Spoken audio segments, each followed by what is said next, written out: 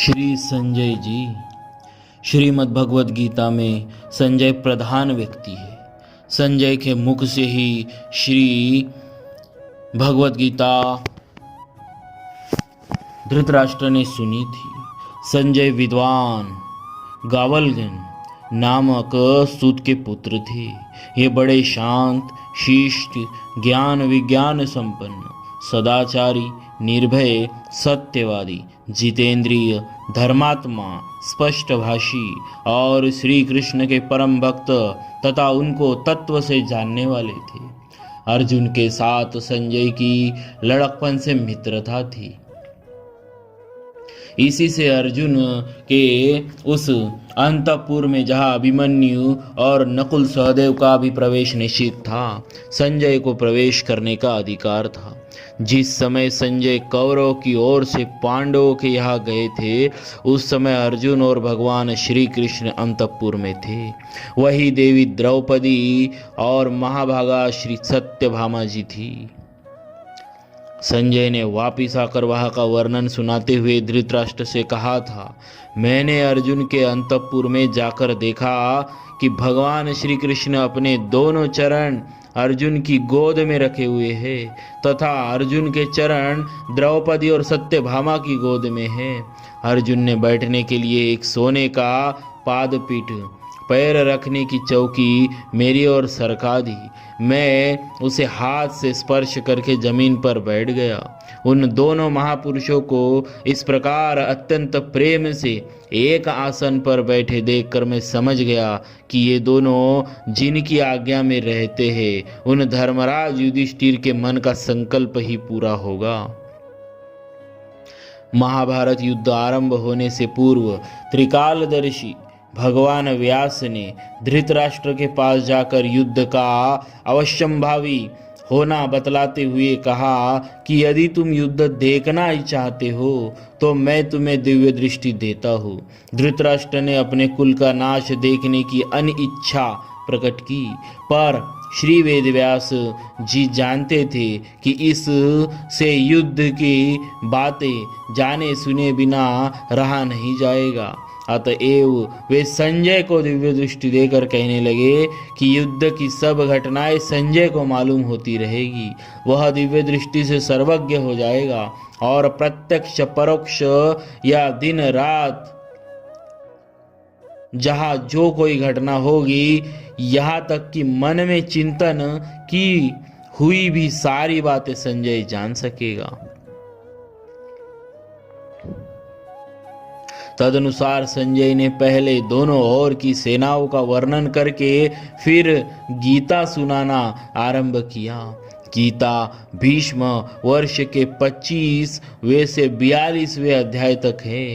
इसके बाद जब कौरव के प्रथम सेनापति भीष्म पितामह 10 दिनों तक घमासान युद्ध करके 1,00,000 महारथियों को अपार सेना सहित वध करने के उपरांत अर्जुन के द्वारा आहत होकर शरशैया पर पड़ गए, तब संजय ने आकर यह समाचार धृतराष्ट्र को सुनाया। तब भीष्म के लिए शोक करते हुए धृतराष्ट्र ने संजय से युद्ध का सारा हाल पूछा। महर्षि व्यास, संजय, विदुर और भीष्म आदि कुछ ही ऐसे महानुभाव थे जो भगवान श्री कृष्ण के यथार्थ स्वरूप को पहचानते थे। धृतराष्ट्र के पूछने पर संजय ने कहा था कि मैं स्त्री पुरुषादि के मोह में पड़कर अविद्या का सेवन नहीं करता। मैं भगवान के अर्पण किए बिना ऋता धर्म का आचरण नहीं करता। मैं शुद्ध भाव और भक्ति योग के द्वारा ही जनार्दन श्री कृष्ण के स्वरूप को यथार्थ जानता हूँ। भगवान का स्वरूप और पराक्रम बतलाते हुए संजय ने कहा, उदार हृदय श्री वासुदेव के चक्र का मध्य भाग 5 हाथ विस्तार वाला है, परंतु भगवान के इच्छानुकूल वह चाहे जितना बड़ा हो सकता है। वह तेज पुंज से प्रकाशित चक्र सबके सारा सार बल की थाह लेने के लिए बना है। वह कौरव का संहारक है और पांडवों का प्रियतम है। महाबलवान श्री कृष्ण ने लीला से ही भयानक राक्षस नरकासुर, शंखासुर, अभिमानी कंस और शिशुपाल का वध कर दिया था।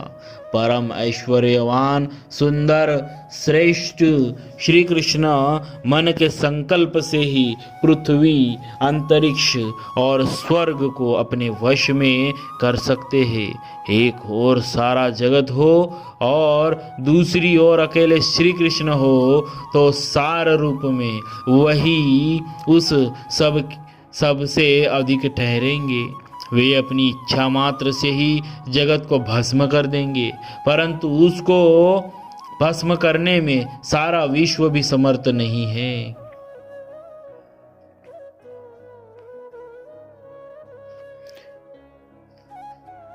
जहाँ सत्य, धर्म, ईश्वर विरोधी कार्य में लज्जा और हृदय की सरलता होती है, वही श्री कृष्ण रहते हैं। यहाँ निसंदेह विजय है।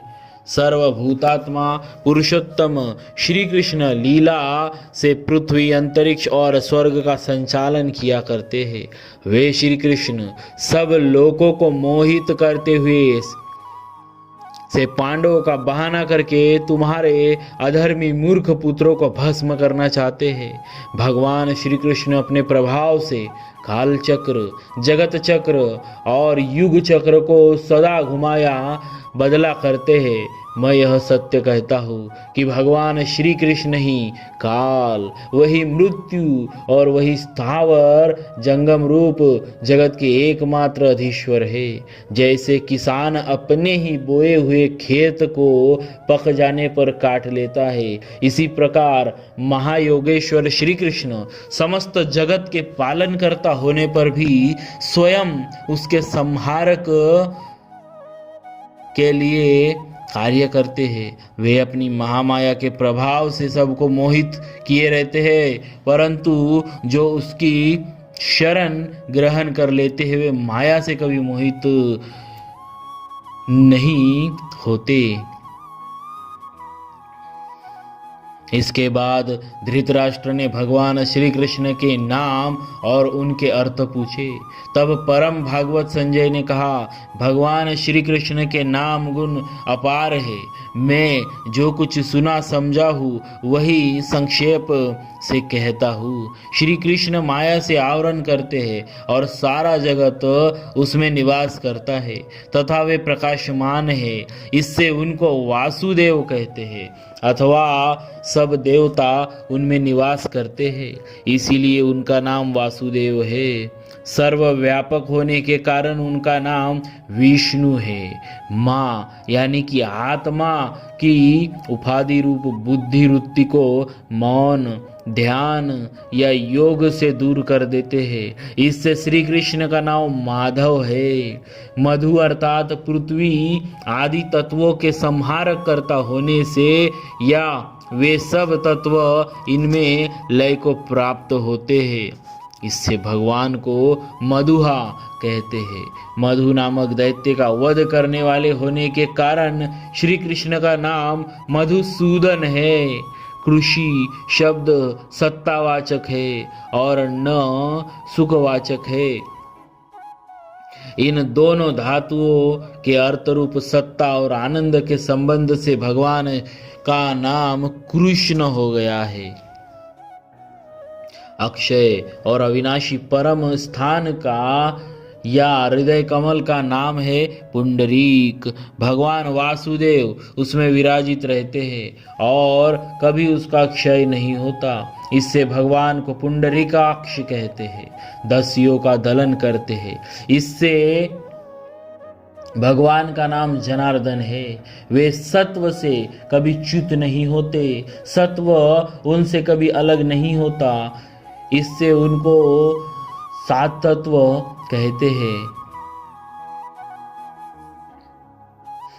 इससे उनको सात्वत कहते हैं। ऋषभ का अर्थ वेद है और ईक्षण का अर्थ है ज्ञापक, अर्थात वेद के द्वारा भगवान जाने जाते हैं, इसीलिए उनका नाम ऋषभेक्षण है। वे किसी के गर्भ से जन्म ग्रहण नहीं करते, इससे उनको अज कहते हैं। इंद्रियों में स्वप्रकाश है तथा इंद्रियों का अत्यंत दमन किए हुए है, इसीलिए भगवान का नाम दामोदर है।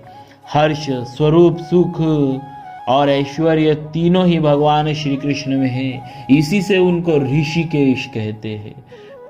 अपनी दोनों विशाल भुजाओं से उन्होंने स्वर्ग और पृथ्वी को धारण कर रखा है, इसीलिए वे महाबाहु कहलाते हैं। वे कभी अधः प्रदेश में क्षय नहीं होते, यानी संसार में लिप्त नहीं होते, इसीलिए उनका नाम अधोक्षज है। नरों के आश्रय होने के कारण उन्हें नारायण कहते हैं। वे सब भूतों के पूर्णकर्ता और सब भूत उन्हीं में लय प्राप्त होते हैं, इसीलिए उनको सर्व कहा जाता है। श्री कृष्ण सत्य में है और सत्य उनमें है, तथा वे गोविंद व्यवहारिक सत्य की अपेक्षा भी परम सत्य रूप है, इससे उनका नाम सत्य है।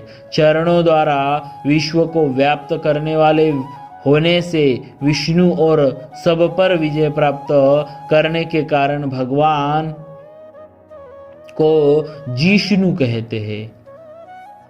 शाश्वत और अनंत होने से उनका नाम अनंत है, और गो यानी इंद्रियों के प्रकाशक होने से गोविंद कहे जाते हैं। वास्तव में तत्वहीन असत्य जगत को भगवान अपनी सत्ता स्फूर्ति से तत्व सत्य सा बनाकर सबको मोहित करते हैं। यह संजय की श्री कृष्ण भक्ति और श्री कृष्ण तत्व ज्ञान का एक उदाहरण है। बोलिए श्री संजय जी महाराज की जय, भक्तवत्सल भगवान की जय।